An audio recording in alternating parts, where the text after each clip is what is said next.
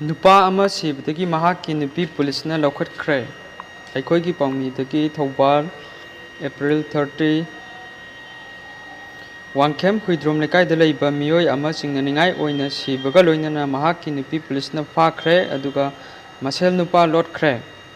लैखिद्रबा मियोयदुगी ममिंग सोराम सुंदर एलाइस ननाव चही कुंथ्रा अपोक्पा बीरमंगोल कौई अमरोम मिसी असिगी मतंग JAC अमा सेमदुना वारेपसिंग लौख्रे इमुंग मनुंगना फुंदोरकपगी मतुंग इन्ना महाकी मचानुपी अनि अदुगा नुपी यावना पुन्ना चही मंगा रोमगी ममांगदगी मसेल नुपागा लोइनना मोरे वार्ड नंबर 6 ता का अमा लौरगा लैदुना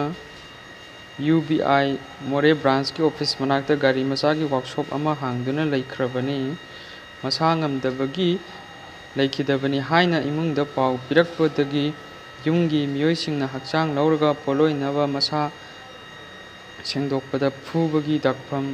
कया तारंबदगी नारगा सिबनते हाइबना चिंगबदगी पोलोइखिद्रे हक्चांग दु जेनिम्स Mokta थमख्रे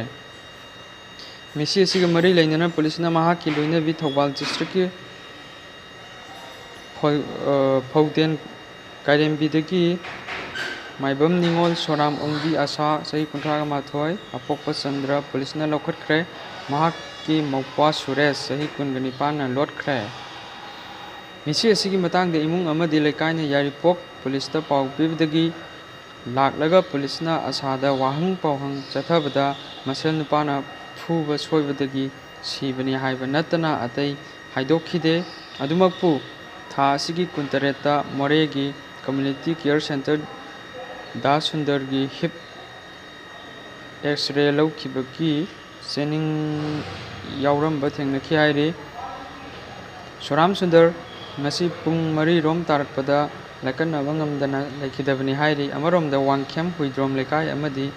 koirou khunjil lekai ahumgi khunjasingi mifam ama ngasi pangthokpaga loinana JAC ama semduna jenaba miyoi pung 9 gi manungda laingakna puthoknaba taksinba haiba yauna tongan ba waretsing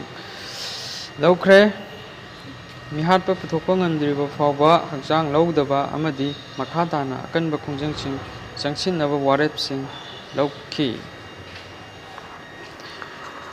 bi sibai paw ani sureng asigi